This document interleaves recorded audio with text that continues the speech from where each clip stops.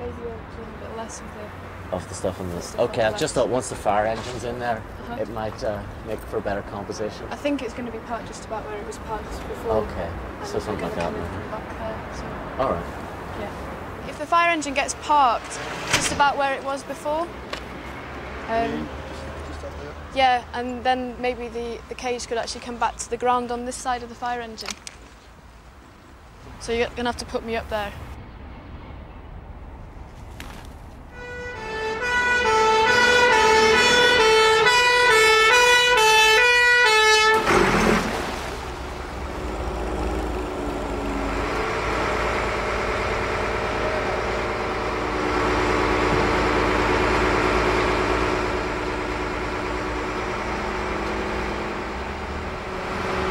When you're a child, the images that you can make in your head do have a reference to how you convey yourself in your life.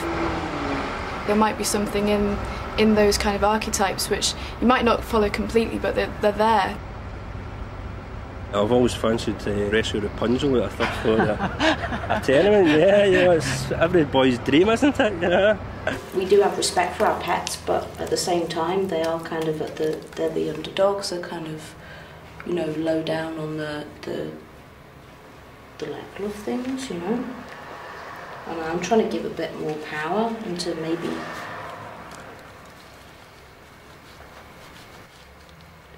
So you think it's like placing these animals at the foundations of these buildings is somehow a memorial to the animals? To the animals, you know. What's it like working with dead animals? It's quite smelly. So you're sticking the tail through the mould, and that means that the tail will actually be sticking out the end of the brick? Yeah. So it also means that I can identify which pet I've got in which brick. But getting hold of the budgie was quite difficult. Does anybody think that this is a really sick project? Yeah. And that was I was quite upset yesterday. I went down to see a bloke and he told me that he thought I was a disgusting individual and that people like me shouldn't be doing what I do. And I just stood there and sort of quivered and sort of said, but you don't understand what I'm doing. And I mean, what a tombstone to have, a whole hotel over the top of your head, you know, is more than we could ever wish for, so, don't know. I'm not being disrespectful, I don't think. And I don't wish to be disrespectful to these animals.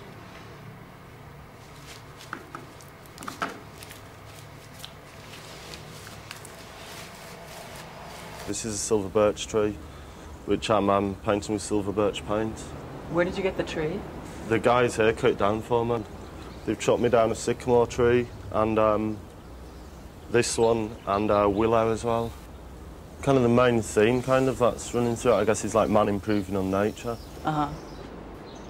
So is it important when somebody looks at the tree that they know that it's painted with paint that is the same as the name of the tree?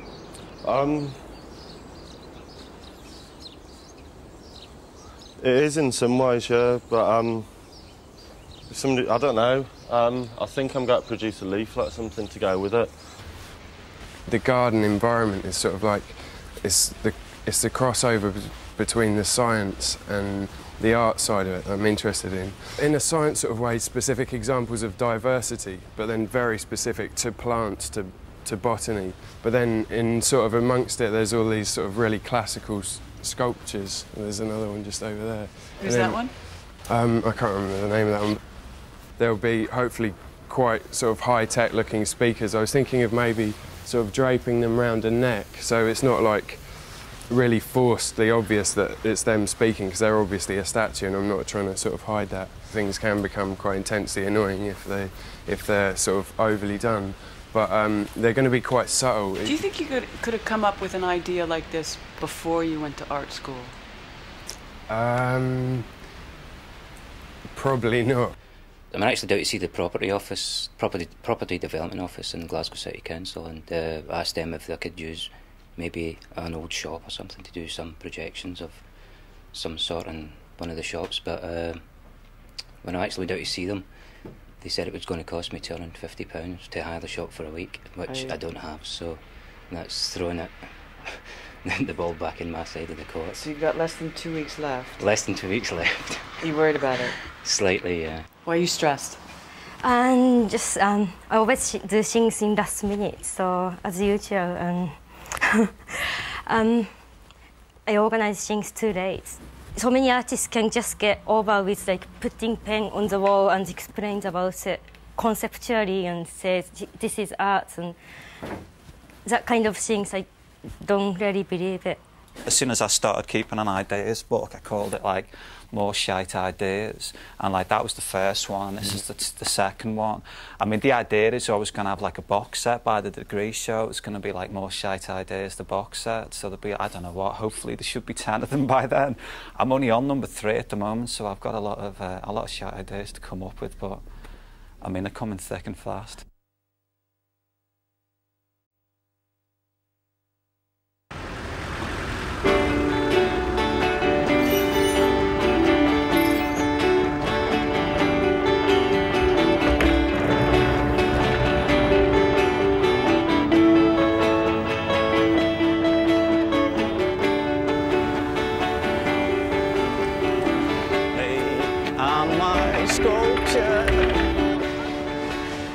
I thought it was going to look good on the roundabout, but it fits there quite nicely. I mean, it does sort of blend in with the store pretty well. And people do seem to see it a bit. It seems to be attracting a lot of attention. Yeah, the kids get into it.